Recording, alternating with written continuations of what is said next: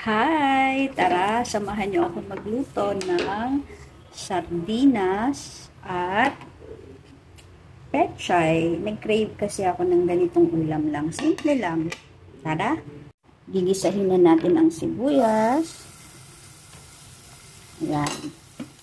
Hanggang sa maluha ka. Hindi, hanggang sa maging basta. Ayan, ganyan lang po ang paggisa. Yan, pag translucent na siya, ganyan, saka na natin ilagay ang bawang. Ayan na ang bawang. Yan ang ating mga aromatics na hindi pwedeng mawala. Parang ikaw, hindi ka pwedeng mawala. Pagpasensyahan nyo na, medyo mahirap magsalita pag may retainer. Kailangan ko kasi itong suotin after ng braces ko para hindi gumalaw yung ating mga ngipin. So, mahirap siya kaya minsan tinatanggal ko. Sunod na natin ang matigas na parte ng pechay. Ayan, itong stem ba yan? Gigisa-gisa lang natin. Madali lang naman tong ulam natin. Simple lang. Ito lang yung paraan ko ng pagluluto. Kung meron kang paraan ng pagluluto, edi ikaw na. Ito lang kasi yung alam ko, kaya pasensyahan nyo na. Hindi tayo kagalingan. Halukay ube lang. Mekos-mekos lang natin yan, mga friendship. So, nga natin tong ayam na sardinas. Ayan. Lagyan natin ng konting tubig. At ating haluin ulit. Ganyan.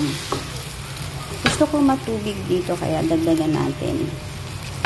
Ayaw ko na din siyang dagdagan ng asin kasi iniingatan ko ang aking bato.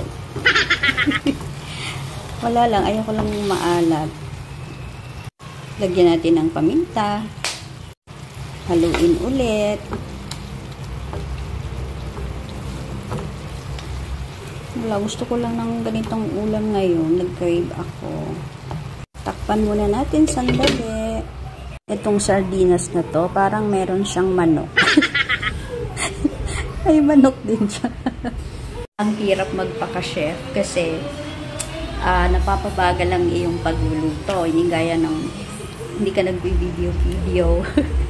Tuloy-tuloy ang luto, ganyan. So ayan, kumukulo-kulo na. At medyo malambot na yung stem ng ating pechay. Isunod na natin yung dahon. Kasi madaling maluto ito. At haluin natin ulit. Yun. Siyempre hindi natin isasama yung nalaglag.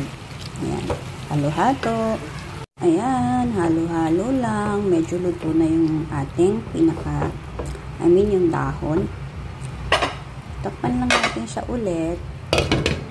At ayun nga, luto na ang ating pechay na mayroong sardinas. Pagkain pang masa. Ayan, luto na. Titikman natin syempre, no?